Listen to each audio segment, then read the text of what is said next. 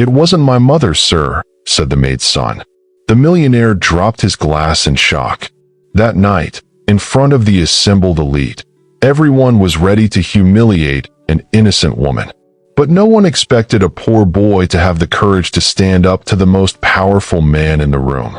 And what happened next left everyone speechless. Before we continue, subscribe to the channel now to help us bring you more moving stories that impact lives. Thank you. The main ballroom of the Aurora Grand Hotel was illuminated by crystal chandeliers, reflecting golden sparkles on the champagne glasses circulated among politicians, businessmen, and heirs of traditional families. At the center of it all, imposing in his impeccably tailored suit, stood Charles Whitford, one of the richest men in the country. Known for his investment empire and collecting rare pieces, that evening he displayed his greatest treasure on his left wrist, a unique Swiss watch valued in the millions. It was more than an accessory. It was a symbol of power, status, and history. Every guest who greeted him couldn't help but steal a glance at the jewel, as if it were the star of the party. Charles, vain, savored every second of admiration, reinforcing his image as untouchable. Amidst discreet waiters and musicians in black suits playing violins in the background, Helen Acosta, the maid in charge of cleaning the dining room, moved with measured steps. Her blue uniform and yellow gloves set her apart from the luxurious surroundings, almost like a blemish out of place amidst the ostentatious perfection. As she discreetly collected crumpled napkins and forgotten glasses, she kept her eyes lowered, as if knowing her presence was tolerated only by the necessity of work. Across the room, sitting silently near the service area, was her son, Noah Costa, just 13, waiting for his mother's shift to end. With worn clothes, a patched backpack at his feet, and a curious gaze, he observed every detail of the event, as if absorbing a world that didn't belong to him, but that somehow fascinated him. And then, as the hotel tower clock discreetly announced the passing of midnight, an unexpected movement shattered the festive atmosphere.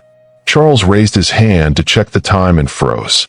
His arm hung in midair for several long seconds, until his eyes widened. The watch was gone.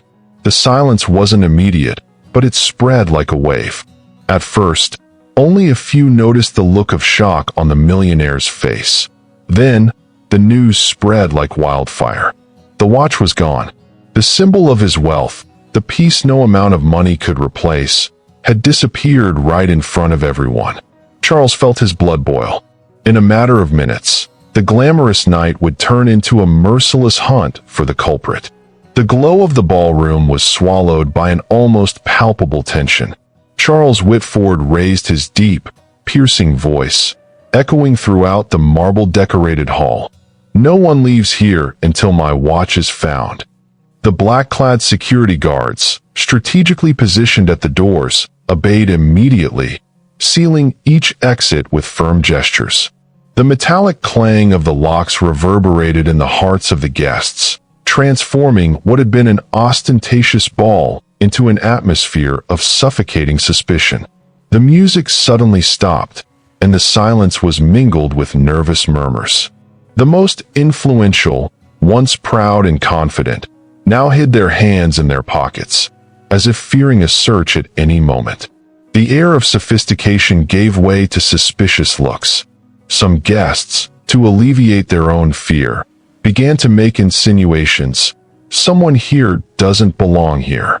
Others were already whispering among themselves, discreetly pointing at the waiters, the chambermaids, and, above all, the woman discreetly collecting the forgotten glasses in the corners. Helen Acosta, even without fully understanding the situation, felt the eyes pierce her skin like blades. Her movements slowed, and the flush on her face betrayed the discomfort of being a silent target. Noah, watching from the sidelines, clutched his backpack, his heart racing, never imagining that this night would reveal the worst of human arrogance. Charles paced back and forth with heavy steps, each tap of his shoe echoing on the marble floor like a warning of absolute authority. Anyone who saw anything, speak up now, he demanded, as security guards began circulating among the guests, discreetly searching bags, coats, and pockets. What was supposed to be a party had become a makeshift courtroom, and with each passing second the expectation that someone would be found guilty grew. However, amidst the luxury and sparkling jewels, the collective gaze began to converge in the same direction. The silent maid, in a blue uniform and yellow gloves, who seemed out of place in the entire scene.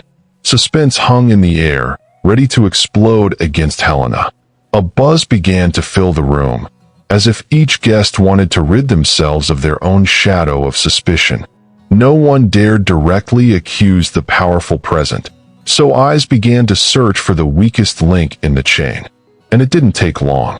A lady in a red dress whispered to her friend, "That woman over there was near the tables the whole time." The comment traveled like an electric current, and soon eyes turned to Helena Costa, who continued cleaning in silence, as if trying to become invisible. The flush on her face, her hunched posture, and her uniform, at odds with the luxury of her surroundings, made her the obvious choice for the silent wickedness of the rich. The weight of injustice fell on Helena like an unbearable burden. Every step she took, every move to pick up a forgotten glass, seemed watched by dozens of judging eyes. One guest murmured, "Who else would have reason to take something so valuable?" Another added, "A jewel like that would change a maid's life forever." The malice was clear. No one wanted to believe that a man in an impeccable suit could be guilty, but the humble woman did. Helena tried to keep her head down, but her teary eyes revealed the pain of being convicted without proof. From the corner of the room, Noah Costa watched silently, his heart racing. He knew his mother's every expression, the fear hidden behind a restrained smile, the embarrassment of being treated as invisible, and now, the cruel humiliation of being the main target of all their gazes. His fists clenched, and the boy felt a strange courage well up within him. With each unspoken accusation, each venomous whisper, something in him screamed that he could not allow his mother to be destroyed like this. The accusing gaze wasn't just on Helena. It was also on him, the maid's son, the boy who, to these people, was nothing more than an intruder in the room. Sitting in a corner of the room, almost hidden between a heavy velvet curtain and a side table, Noah Costa observed every detail with an intensity rare for his age. At 13, his gaze was more mature than many of the adults present. His worn sneakers betrayed years of use, and his patched backpack rested beside him, a faithful companion to his simple life. While the guests' children paraded around in designer clothes and haughty looks, Noah seemed like an intruder in this glittering and ostentatious setting. But unlike the others, he wasn't distracted by the lights or the speeches. His eyes followed every movement, every shadow, every gesture. The boy's heart pounded as he watched his mother become the target of cruel stares. Noah knew how much Helena sacrificed to support him, enduring exhausting workdays without ever complaining. He had seen her leave early in the morning with sore feet, return late at night with calloused hands, and still smile to give him hope. Now, in that room full of wealthy people, seeing her wrongly accused hurt more than any physical pain. The shame they tried to inflict on her felt like an invisible knife, and Noah felt as if the blade were cutting straight through his own chest. As the buzz grew louder and Helena's name circulated among the venomous whispers, Noah took a deep breath. Anger and fear warred within him, but something stronger began to emerge: courage. The courage to not let his mother be destroyed for something she didn't do. He knew his voice might be muffled, his presence ignored, but at the same time, he felt it was his duty to stand up. For if he remained silent, no one else would dare to defend her. In that moment, Noah wasn't just the maid's son. He was the only one willing to face the cruel silence in the room. The Aurora Grand Hotel ballroom was filled with tense silence as Charles Whitford stepped forward, his expression thick with fury and wounded pride. His voice echoed like a gavel in court. "If my team doesn't find the watch, someone here will answer for it." And we all know who was moving unnoticed between the tables. The words were like poison thrown at Helena Costa, who held a bucket and a soaked cloth, trying not to tremble. The glances that had previously been mere whispers now became accusatory, almost inquisitive.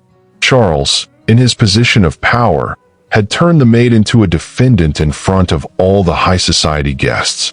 Helena tried to speak, but her voice was low, broken, swallowed by the weight of the hostile environment. "Sir, I didn't. I was just cleaning." But before she could finish, a mocking laugh echoed. One of the directors present, wanting to please the millionaire, scoffed. "Of course, cleaning. But maybe you also cleaned the boss's wrist, didn't you?" Laughter spread throughout the room, stinging Helena like invisible lashes. Her face burned with shame, and discreet tears began to form in her eyes. In that moment, she wished she were invisible, to disappear among those people who treated her as someone unworthy even of defending herself. From the corner of the room, Noah Costa felt his blood boil.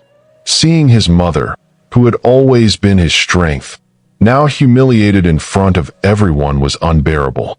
He clenched his fists so tightly his nails nearly bit into his own skin. His heart raced, each beat like a drum inside his ears. The boy knew he didn't carry the same weight as those people, that his voice could be muffled with a simple gesture, but he also knew that if he didn't speak, he would forever carry the guilt of having watched the injustice without reacting. The cruel silence of the party was louder than any orchestra, and Noah was about to break it. The cruel laughter was still echoing when, suddenly, an unexpected voice broke the heavy silence of the hall. "It wasn't my mother, sir," Noah Costa shouted with all the force his fragile boyish lungs could bear. The sound pierced the room like a blade, causing all the guests to turn simultaneously toward the corner where he stood. For a moment, the entire hall seemed to freeze, as if no one believed what they had just heard. A poor boy, in worn clothes and dirty sneakers, daring to confront one of the richest men in the country before an audience of powerful men. Eyes now split between mother and son. Some guests laughed dismissively, shaking their heads as if the intervention were just another insignificant insolence. One executive muttered, "Look." Not even the mother could speak, but the son decided to play the hero. Charles Whitford, his expression full of irritation and surprise, raised his eyebrows. He wasn't used to being challenged, especially by someone who, in his view, was nothing more than a boy with no place there. The sound of a glass being slammed down on the table echoed, reinforcing the growing tension. Desperate, Helena tried to run to her son, pulling him by the arm, pleading softly, "Please, Noah, don't say anything. They won't believe you." But it was too late. The boy, with his firm posture and eyes sparkling with determination, didn't retreat a single step. His small frame seemed to grow taller with the courage that propelled him. "You're accusing the wrong person," he repeated firmly, staring straight into Charles's stern gaze. With each word, the room sank deeper into a mixture of disbelief and anticipation. The voice of the maid's son had defied the natural order of the world, and nothing would be the same from that moment on. The initial silence was soon broken by muffled laughter, laced with sarcasm. Some guests glanced at each other, shaking their heads as if witnessing an absurd scene. A man in a top hat, a close friend of Charles, muttered, "Insolence. See how far the audacity of those who don't know their place goes." The comment was accompanied by nods of approval, creating an atmosphere in which Noah seemed like a misplaced piece on a board controlled by the wealthy.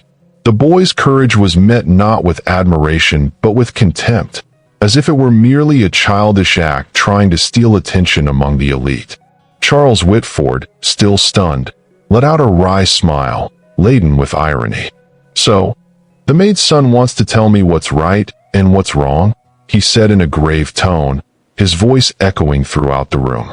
The remark was met with laughter and malicious whispers. To them, the scene was ridiculous. A poor boy trying to impose himself on the most powerful man of the night. Helena, her face in tears, repeated softly, "Please, Noah, stop." But her son kept his chin up, even under the barrage of looks that diminished him. Charles approached slowly, his footsteps resounding like hammer blows on the marble floor. He stopped in front of the boy, bowed slightly, and asked defiantly, "And tell me, boy, how can you prove your mother isn't guilty?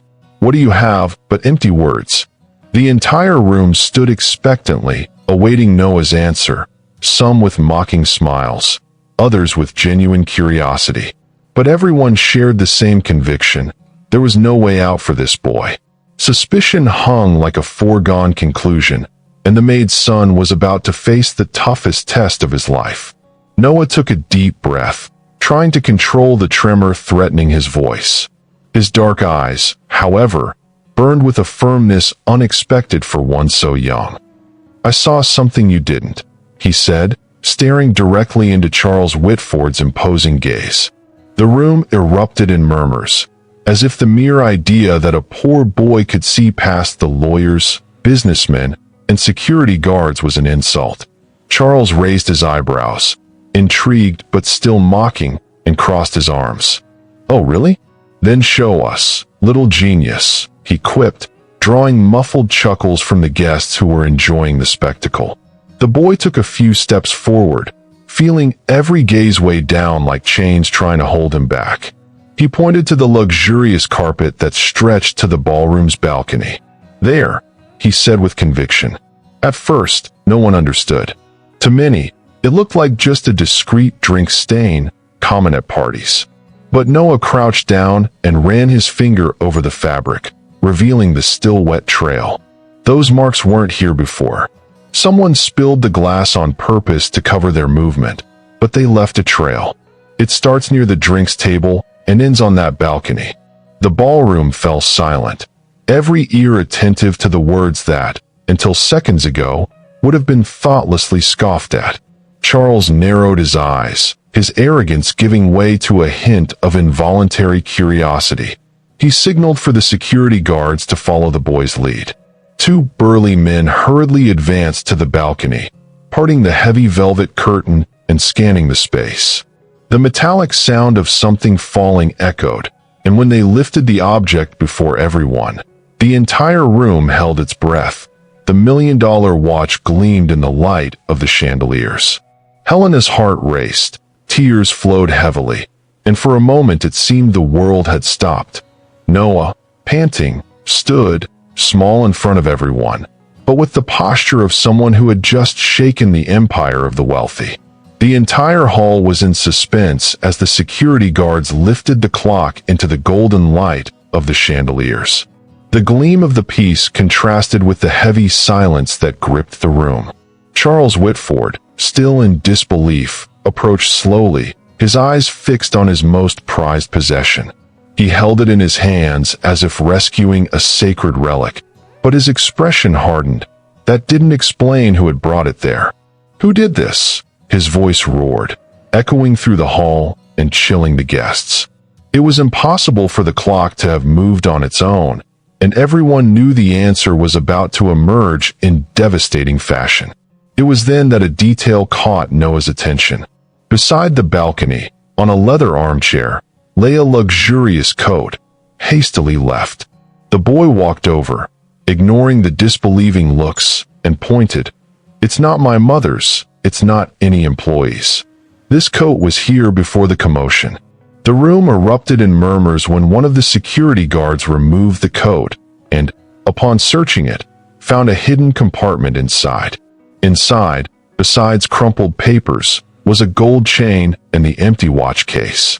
The owner of that garment was none other than Gregory Flint, one of Charles's most influential associates, known for his arrogance and boundless ambition. Gregory paled instantly. His confident demeanor crumbled before everyone, and beads of sweat began to run down his forehead. "This is absurd. They're trying to frame me," he shouted, but his voice trembled. unable to sustain the lie. The room, previously hostile to Helena, now turned against him, and the whispers became direct accusations. Charles, his face hardened, dropped the glass he was still holding, the shards scattering across the floor as if symbolizing the breach of his trust. The millionaire, who had nearly destroyed the innocent maid's life, now saw before him the true face of betrayal, not born of poverty, but from within his own elite. The Aurora Grand Hotel ballroom erupted in murmurs as Gregory Flint's name spread from mouth to mouth. Some guests covered their mouths in shock, others chuckled quietly at the irony. A millionaire business partner trying to frame a maid. The contrast was overwhelming. Women in lush dresses whispered among themselves. He always thought he was untouchable, while men in ties averted their eyes, fearing they had defended the real culprit just minutes before. The mask of power was beginning to crumble, and the elite, so accustomed to dictating the rules, realized their lie had been exposed by a boy of just 13. Helena Costa, who until just moments ago had been seen as a criminal, brought her hands to her face in tears. The relief was so intense that her legs weakened, and she had to lean on a chair to keep from falling. Her heart was still pounding, but now each beat was accompanied by gratitude.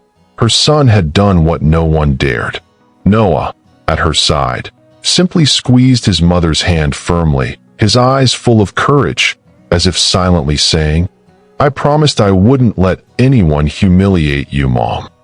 The boy, previously invisible, became the center of the entire scene. Charles Whitford, however, seemed the most shaken of all. He still held the watch in his hand, but he no longer seemed to see it the same way. His arrogant expression had been replaced by something rare, vulnerability.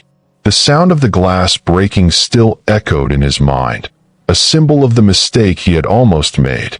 He, the man who brooked no fault, now found himself facing the greatest of all, having accused an innocent woman and ignored the voice of the boy who had saved his honor and his empire from scandal. For the first time that night, Charles didn't know what to say. The truth had stripped away his pride, and everyone in the room was witnessing this historic moment. Gregory Flint's face was ashen, as if all the blood had drained from his veins. The man who had always walked erect, proud of his influence, now trembled under dozens of accusing gazes. "This is a setup," he shouted, his voice breaking mid-sentence. He tried to keep his tone steady, but insecurity rang in every syllable. He gestured wildly, pointing at Helena, then at Noah, as if he still had the power to turn the tables. But each movement seemed only to confirm his guilt. The hall, once his territory of flattery, had become a hostile arena, ready to see him fall. One of the security guards approached with his coat in hand and revealed the secret compartment sewn into the interior. The guests were agitated. He planned to hide it there. They whispered. Gregory tried to move forward to take the watch back, but was immediately restrained. The gesture only reinforced the image of desperation. "You don't understand," he shouted, his breath coming in short gasps. "I was protecting the company. I was going to return the watch. I just wanted to prove a point." But his words were weak in the face of concrete evidence. Even his closest allies looked away, embarrassed to have toasted alongside him so many times. Charles Whitford watched silently, his eyes fixed on his traitorous partner. With each desperate attempt by Gregory, Charles's anger grew. He hadn't just nearly tarnished the company's image. He nearly destroyed an innocent woman's life and humiliated her son in front of everyone. Charles raised his hand firmly, cutting off the pathetic excuses. "Enough," he said, his voice deep and full of contempt. Silence fell over the room again. Gregory, panting and with his tie disheveled, seemed to shrink from his own mistakes. For the first time, he understood he was alone. The empire that had always applauded him now saw him as an enemy. Amidst the unfolding chaos, a new perspective began to take hold of the room. If before everyone had seen Noah Costa simply as the maid's son, now they regarded him with surprise and respect. That scrawny boy, with his worn clothes and patched backpack, had done what no lawyer, executive, or millionaire had managed: unmask the lie and bring the truth to light. The silence that hung over him was no longer one of distrust, but of silent admiration. Some guests even whispered, "Did you see how he grasped the details?" Others shook their heads in disbelief, as if still trying to process the fact that an invisible boy had just saved the honor of the most powerful man of the night. Helena Costa, tears still in her eyes, watched her son, her heart bursting with pride. For years, she had blamed herself for not being able to offer Noah the privileges she saw in the children of the wealthy families she worked for. She had always feared that poverty would limit him, that he would be seen as inferior in society. But now, under all those gazes, Helena felt that her son not only equaled that elite, he surpassed them in dignity, courage, and intelligence. The woman, who minutes before had been bowed in humiliation, now held her head high, and in her face was a strength that not even the luxury of the salon could erase.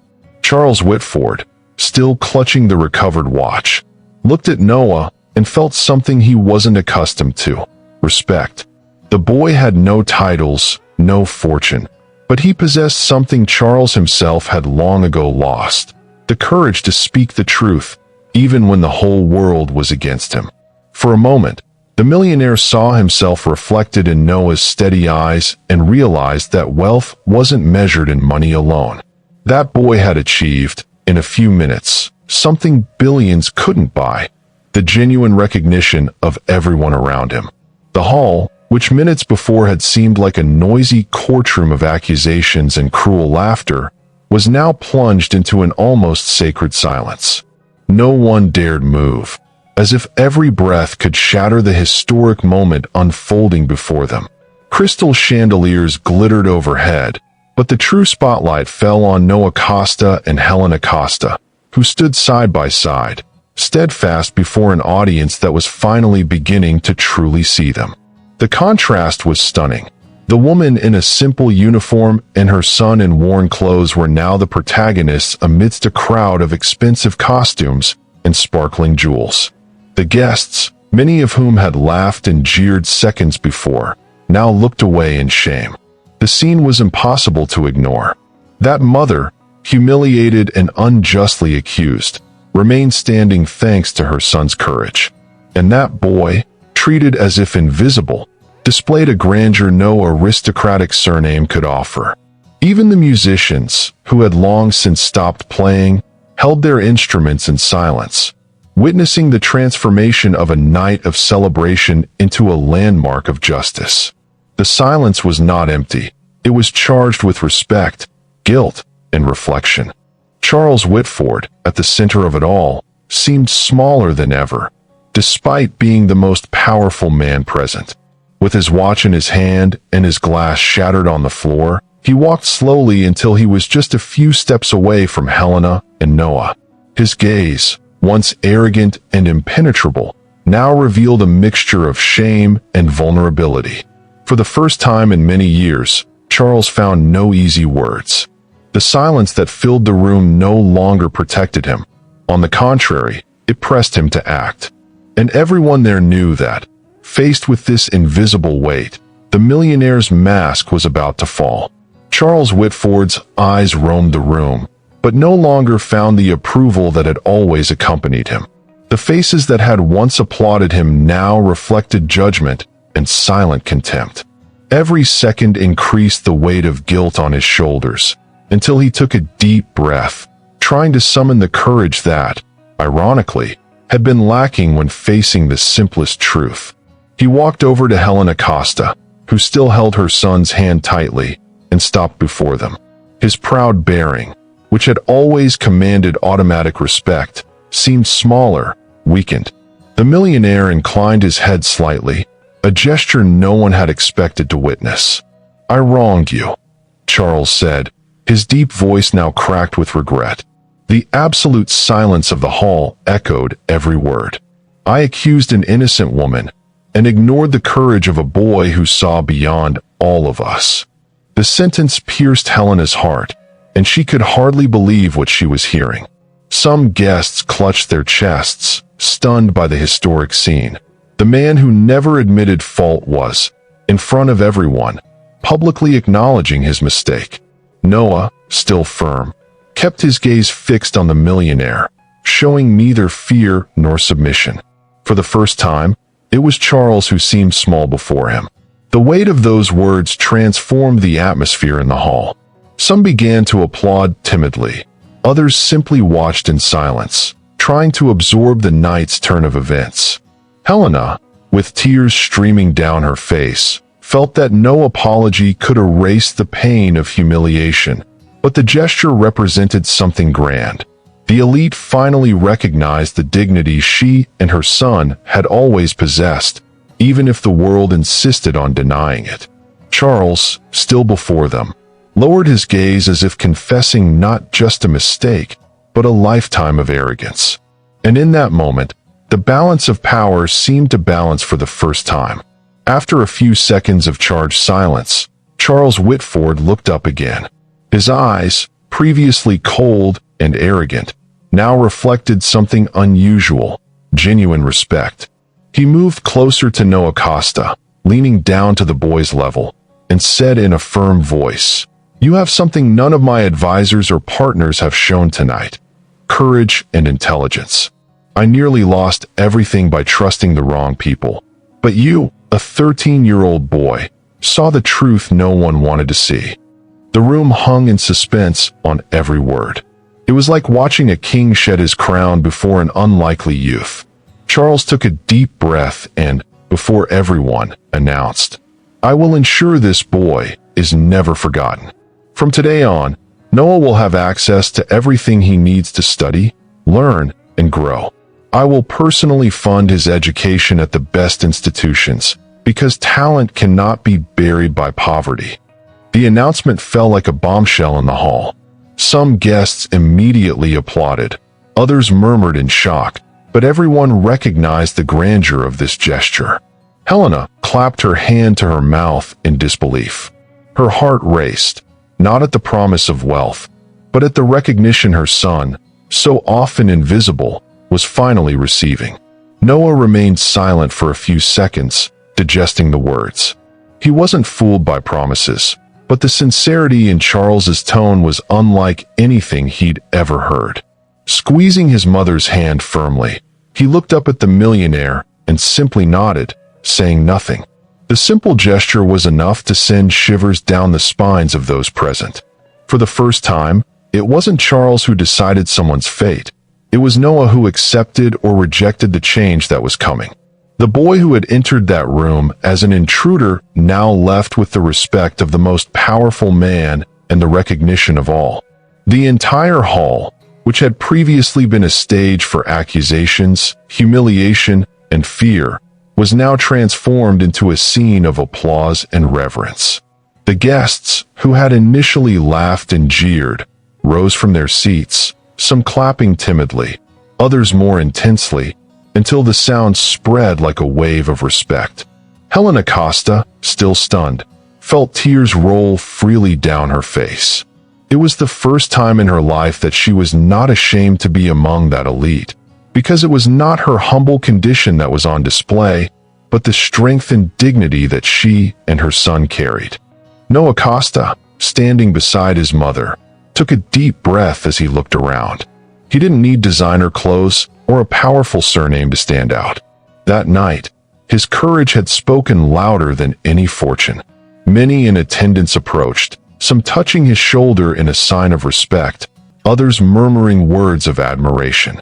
He, however, remained serene, not seeking applause. He simply held his mother's hand, as if silently saying, "Everything I've done was for you." For Noah, that was the true prize.